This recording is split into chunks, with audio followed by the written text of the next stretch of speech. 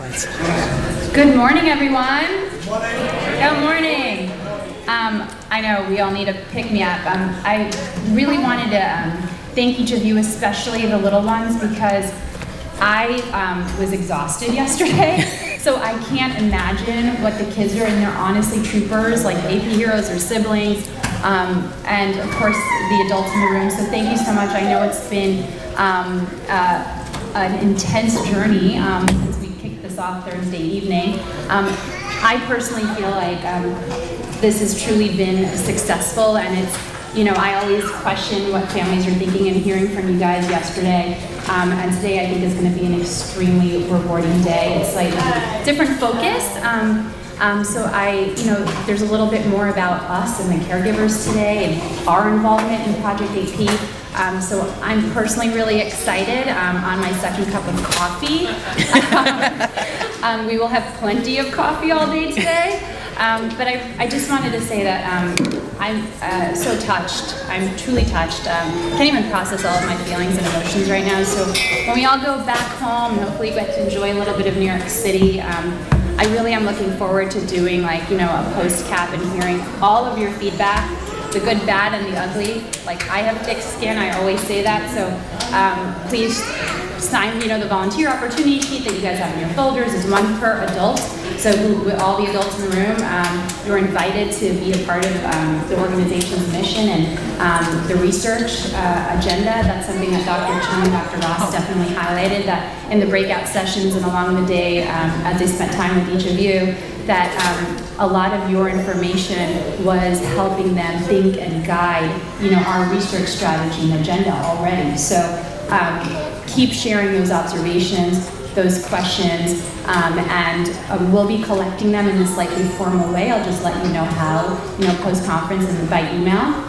Also, continue following the Facebook group if you're not on it, the closed deletion duplication research group that's private.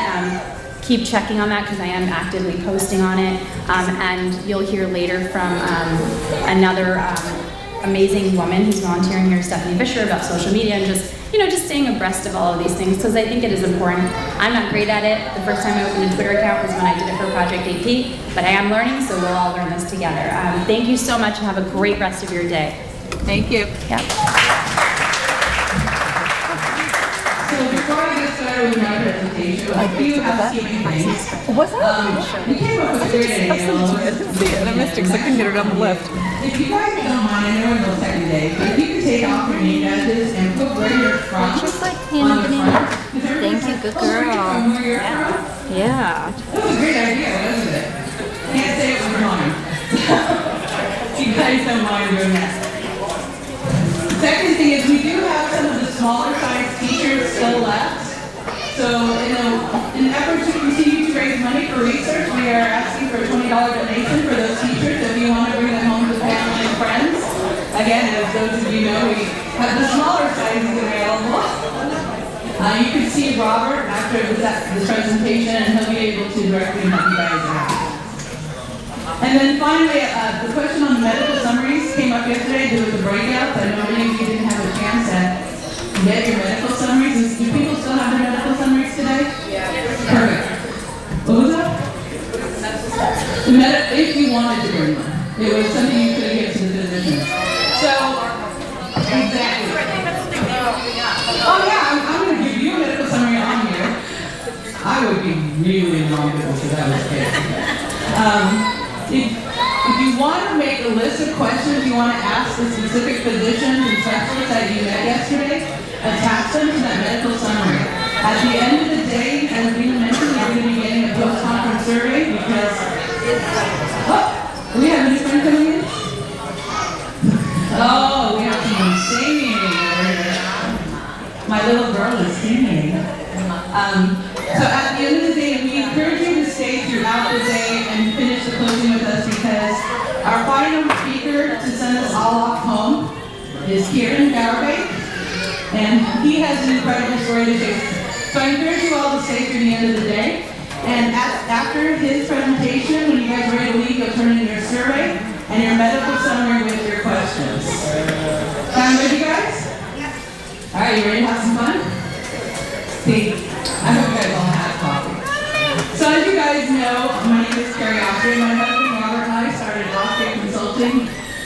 Our youngest daughter was diagnosed in 2008 with an ultra-rare genetic disorder.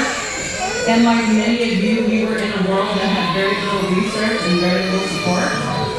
So, like Vina, we became parents on a mission. Well, someone is just not happy back there. He wants to go play? Can we go with him to play? No, he's fine. And so then after our daughter passed away at the age of 3, he and I were done fighting. We had so many families that had kids with rare diseases that we wanted to keep fighting for these kids. So that's when we developed our company, Advocacy Consulting, and been able to work with so many rare disease groups over the past 7 years. So to get started, I'm here to talk about advocacy in your community. So few people jump into rare disease advocacy because it's their passion. We do it because we want to have someone survive. We want to create a better quality of life. For us, it was to do what we could to save our daughter's life. None of us go to college to be a rare disease advocate. You know, that's not something on your list of college courses. It's like, yeah, I think I'm going to go fight to save my child's life. We do it, we have to learn on the go. None of us are prepared for this, but we jump into advocacy. Now, advocacy in the rare disease community is actually different than what people consider advocacy. So, what do you think of when you hear the term advocacy? Can somebody raise their hand and share before I pick on somebody? Fighting the system, okay. Anybody else?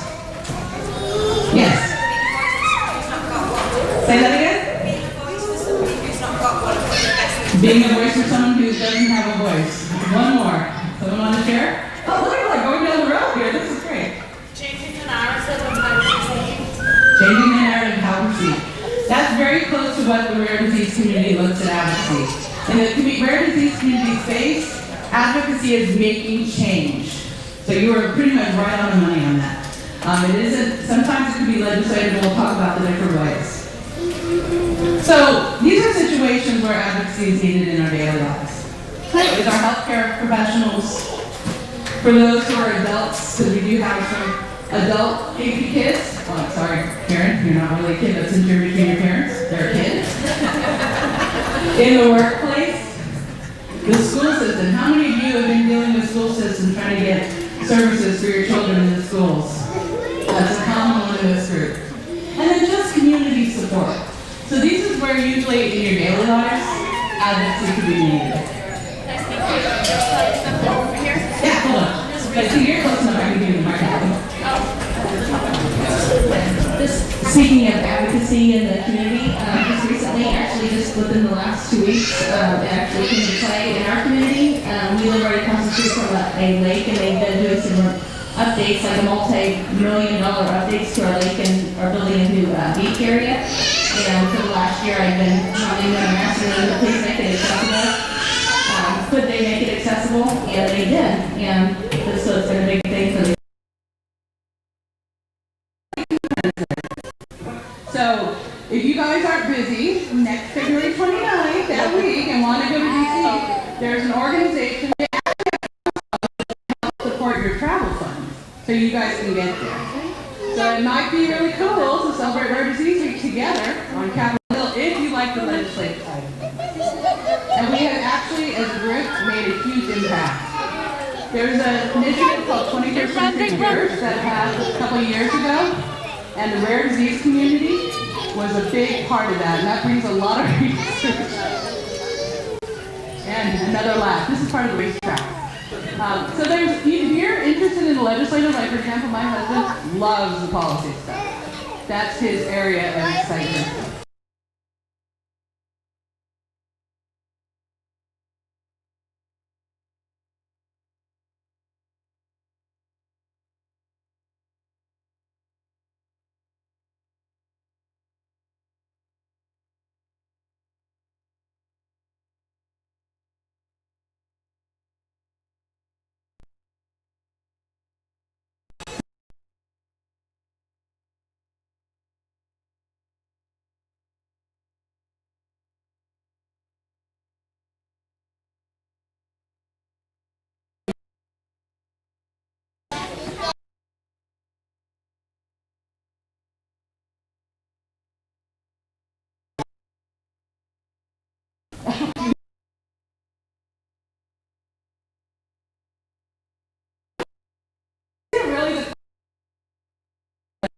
advocacy in the space. Legislative awareness, support, education, and research.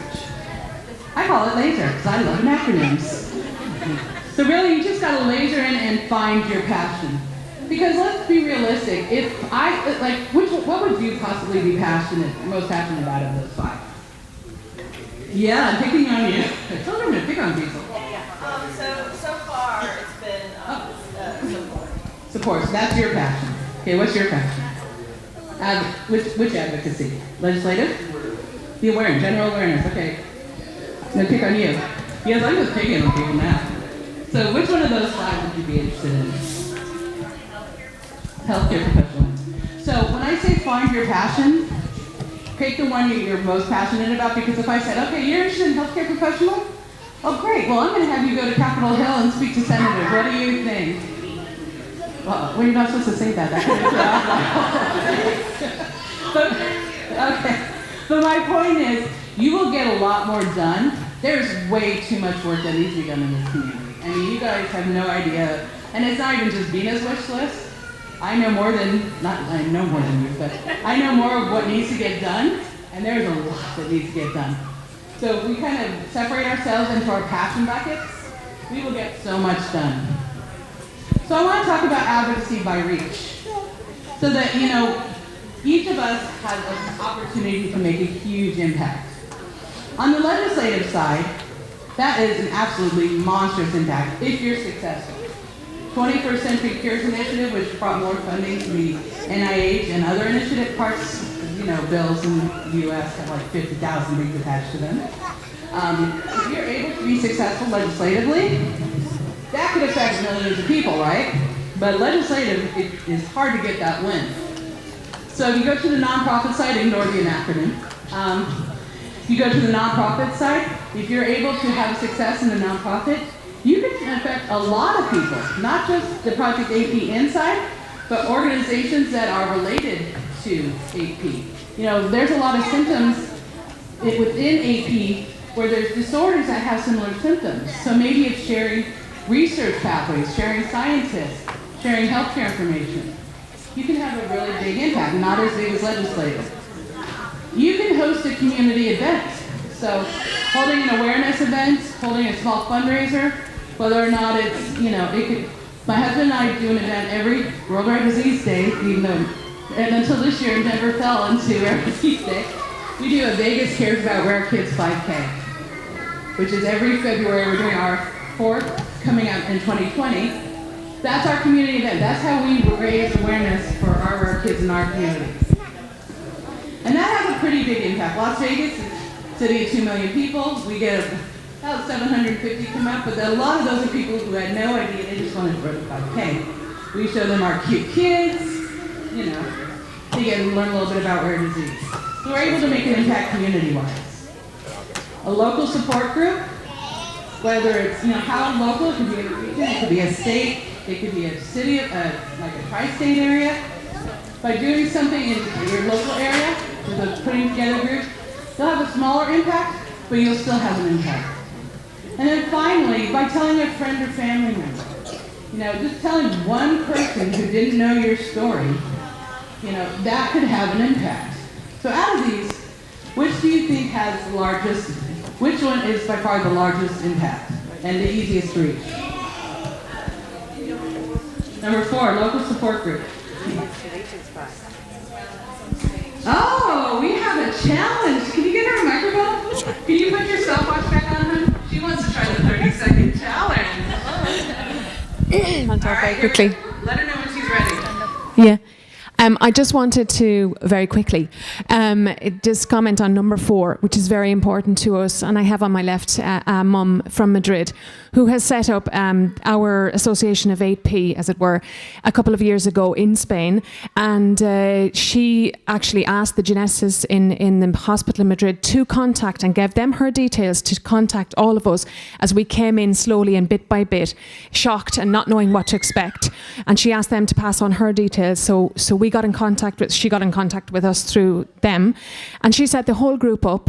And then we got together and we went around to schools in Madrid, thousands of children, and in amphitheatres like this, and talking to them. She brought along her son sometimes. Sometimes Juan came with me, and we spoke to them and educated all the children, which is a really important point as well. There isn't a millionaire in that forum, but they go home and they all have parents, and that's doubled up. And then they all come from areas, and oh yeah, today we saw, yeah, he was really normal. Their mums were talking to us, and they go to school as well. So that prejudice is not there from the very beginning, and our children can enjoy society just like his two sisters enjoy society. No prejudice and no strange looks from anyone when they're walking along the street. I think that's definitely one ambition that I have. That is fantastic. Thank you. Can you actually hand her a microphone? Can you give us, just a So this is Teresa. exactly how this all came about? Yeah. So, bueno, como empezaste, yo he contado que empezaste hace unos años y bueno. No.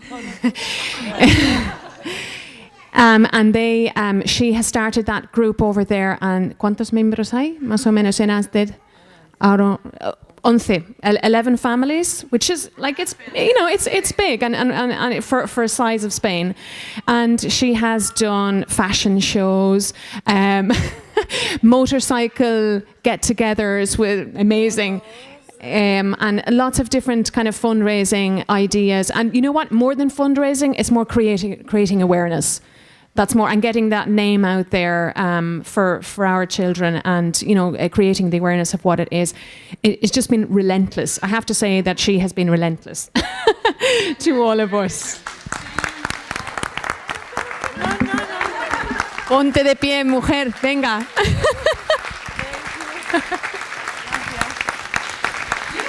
Incredible people in your corner. I hope you guys realize this. So that was a good one. Does anybody else think which one may have the most impact? Yeah. Who said that?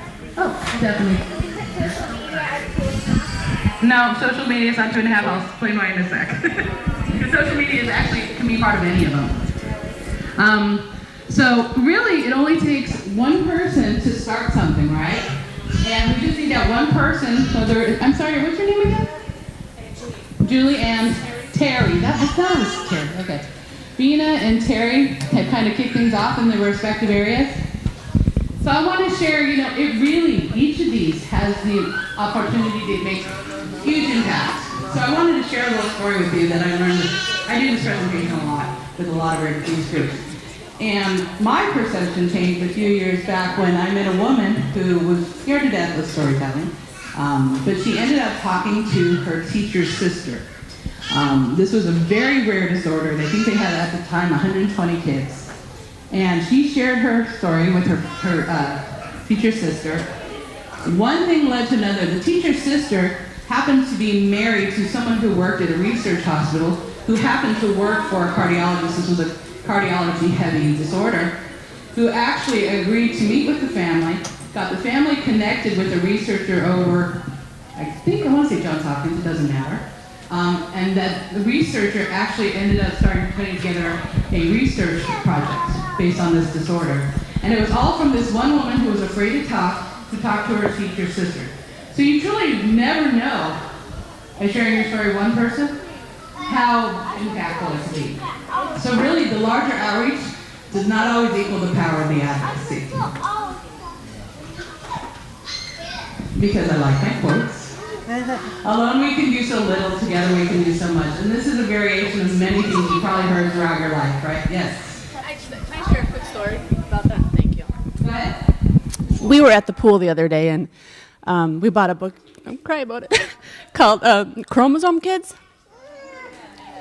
And so my 5-year-old, we've kind of talked with her about it and everything, and we were at the pool, and she was with my son over by a little bubbly area. It was probably 12 feet away or so, and there's 2 boys with them that say, "So your brother can't talk?" And she goes, "No, he uses a talker to talk. You see, he has 2 chromosomes, and they look like this. Or everybody has 2 chromosomes, and they look like this. One of his is just shorter." And it was just cool to see her advocating for her brother and trying to explain what is different about him, and he can still communicate, he just has a talker. So it was just kind of a cool way to advocate, and she's only 5 years old. Ryan's right here.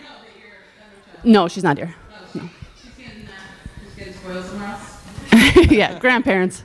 That's how much I guess go up. But the point of this slide really is to come together, because here's the hard facts. There's very little research being done on AP. You basically heard the majority of it yesterday and a little bit more today. Then there's very little awareness of AP. And there's very few people in the AP community who are actually working on this. See, someone else agrees with me over there. And there are very few families, as we've said multiple times this morning, that are connected with our community. So if we want a treatment, if we want to do something, if we want better quality of life for our families, we need to work together as a community to make that happen. So I have put together, does everybody still have their folders? I have put together a little volunteer worksheet. And if you don't have one, raise your hand and Robert will pass them down. Stephanie, do you mind helping Robert pass on the other side? So keep your hands raised if you don't already have your worksheets. Because we really need, Project AP is going to make more change and drive more research and find more families. We all need to work together. So I want to share some opportunities. Keep your hands up if you need them. What's that? Yeah, well, these are the options in there. In your folders, you should have 2 copies as well. It's fine if you don't have them, but just Yeah, we'll have extras if you don't have them. So these are the different ways you can get involved with Project AP. We can always use administrative help. Working remotely with Vina to try and, there's a lot of stuff that we want to accomplish in the next 6, 12, 18, 24 months.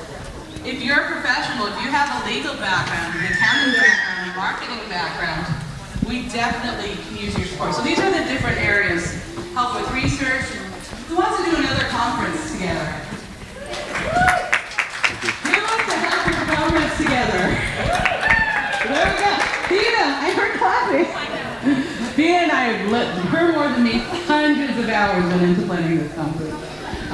But if we want to be able to have conferences again, we need people to help put this together, because I have a feeling after this weekend and meeting many of you and talking with you, things are going to explode from here. There's going to be so much more movement coming out of this conference from this group. So if you have any of these experiences where you want to help, it could be 5 hours a month, it could be more. We're also putting together a parent advisory board leadership. Now what this is a 12-month commitment, at least 10 hours a month, of working closely with Bina on initiatives, programs, and implementing things that are going to help the community in general. So if you actually want to take, whether you're local or international, if you want to take a leadership role and you could commit to 10 hours a month, we really would love your help to really shaping the next generation of what Project AP looks like. So on your forms, you have the opportunity, if you're interested in helping with any of these areas, fill out the form, return it to Robert at the registration desk, and Bina or I will contact you, give us a few weeks to kind of get back from the conference and close it out, and then we'll be able to figure out where we can put this all together and get you guys involved. So again, this is the Parent Advisory Board. I forgot I had a slide on it. So, another opportunity I failed to mention is we want Project AP to be more visible. So there may be opportunities in the future to go to healthcare conferences and talk to physicians who may not have heard of AP, but are know the symptoms. It could be a neurology conference. We can have an opportunity to talk to the physicians that are there, the genetic counselors, the geneticists. There's so many opportunities for these patients. Yes?